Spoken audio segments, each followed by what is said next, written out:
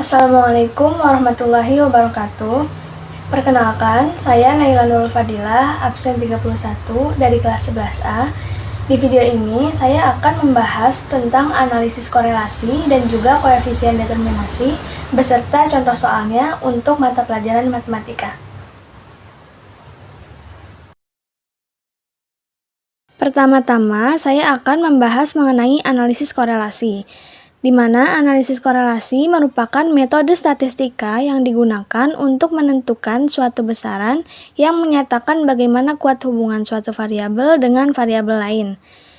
Ada banyak jenis analisis korelasi yang penggunaannya tergantung pada jenis data yang akan dicari hubungannya. Di sini saya akan menggunakan korelasi Pearson Product Moment, yaitu korelasi yang paling banyak digunakan untuk mengukur tingkat hubungan antara dua variabel yang berhubungan secara linier dengan skala minimal interval. Dalam analisis korelasi ini, saya akan menggunakan pedoman tingkat hubungan korelasi sebagai berikut, di mana apabila R sama dengan 0, maka tidak ada korelasi antara dua variabel. Semakin nilai R mendekati 0, maka hubungannya lemah. Dan apabila semakin mendekati 1 atau min 1, maka hubungannya atau korelasinya semakin kuat. Dan terakhir, apabila R sama dengan 1 atau min 1, maka hubungan atau korelasinya adalah sempurna. Selain itu, di sini saya juga akan membahas mengenai koefisien determinasi atau R-square, yaitu suatu nilai yang memperlihatkan seberapa besar variabel independen atau eksogen mempengaruhi variabel dependen atau endogen.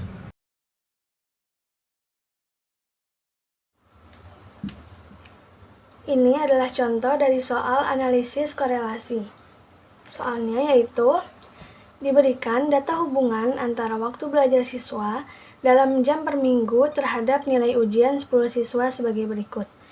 Di sini tertera bahwa waktu belajar menjadi variabel X atau variabel yang mempengaruhi. Kemudian di sini juga ada nilai ujian sebagai variabel Y atau variabel yang dipengaruhi oleh variabel X. Dari data di atas, hitunglah nomor 1, nilai koefisien korelasi atau R. Kemudian nomor 2, koefisien determinasi atau KD. Langkah pertama, kita harus membuat kolom X dan Y secara vertikal, kemudian kita tambahkan dengan X kuadrat, Y kuadrat, dan juga XY. Kita masukkan X kuadrat, 4, 16, 36, 64, 100, 144, 196, 256, 324, dan 400. Kemudian kita hitung Y kuadrat, 3600, 4225, 4900, kemudian 5625, lalu 6400, 7225, 7744, 8100, 8464, dan juga 9025. Kemudian kita juga cari XY-nya atau X dikali Y, 120, 260, 420, 600, 800, 1020, 1232, 1440, 1656, dan 1900. Setelah kita mencari semuanya, kita akan menjumlahkan mereka. Sigma X atau jumlah dari X adalah 110, sigma Y adalah 800, sigma X kuadrat adalah 1540, sigma Y kuadrat adalah 65308, sigma XY adalah 9448. Diketahui juga bahwa N sama dengan 10 karena data di sini berjumlah 10. Kita akan menjawab soal nomor 1. Soal nomor 1 adalah kita diminta untuk mencari nilai koefisien korelasi atau R.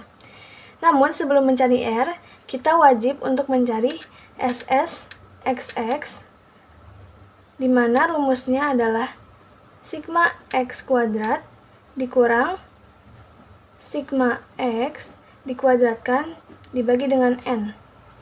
Kita masukkan sigma X kuadrat adalah 1540 dikurang dengan sigma X dikuadratkan atau 110 dikuadratkan dibagi dengan N, yaitu 10. Kita hitung, maka hasilnya adalah 1540 dikurang dengan 1210. Hasilnya adalah 330. Setelah mencari SSXX, kita akan mencari SSYY, di mana rumusnya adalah sigma Y kuadrat dikurang dengan sigma Y dikuadratkan dibagi dengan N. Kita masukkan sigma Y kuadrat adalah 65.308 dikurang dengan sigma Y dikuadratkan, kemudian dibagi dengan 10. Hasilnya adalah 65.308 dikurang dengan 64.000. Maka hasilnya 1.308. Setelah itu kita akan mencari SSXY, di mana rumusnya adalah sigma XY dikurang dengan sigma X dikali sigma Y dibagi dengan N. Sigma XY adalah 9.448 dikurang dengan sigma X 110 dikali dengan 800 dibagi 10. Maka hasilnya adalah 9.448 dikurang dengan 8.800. Hasilnya adalah 648. Setelah kita menemukan SSXX, SSYY, dan SSXY, maka kita tinggal mencari nilai koefisien korelasi atau R. Rumus R adalah SSXY dibagi dengan akar dari SSXX dikali SSYY. Kita masukkan SSXY adalah 648 dibagi akar dari 330 dikali 1308. Hasilnya adalah 648 dibagi dengan 657. Maka R adalah 0,986. Dari hasil nilai koefisien korelasi ini, maka dapat kita simpulkan bahwa hubungan antara waktu belajar siswa dalam jam per minggu terhadap nilai ujian adalah kuat. Karena apabila kita lihat dari pedoman tingkat hubungan korelasi yang telah dijabarkan tadi, nilai R 0,986 ini termasuk mendekati 1 atau mendekati sempurna, sehingga nilai koefisien korelasi ini tingkat korelasinya adalah kuat. Ini adalah jawaban dari soal nomor 1. Kemudian kita akan menghitung soal nomor 2, di mana kita diminta untuk mencari KD atau koefisien determinasi. Rumus dari koefisien determinasi adalah R dikuadratkan lalu dikali dengan 100%. R kita ambil dari sini 0,986 dikuadratkan dikali 100%. Hasilnya adalah 0,972 dikali 100%. Dan hasilnya KD sama dengan 97,2%.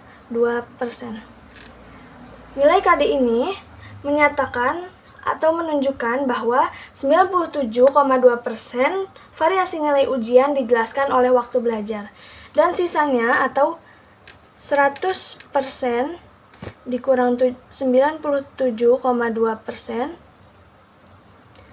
yaitu 2,8% sisanya, menunjukkan bahwa 2,8% dipengaruhi oleh variabel atau faktor lain.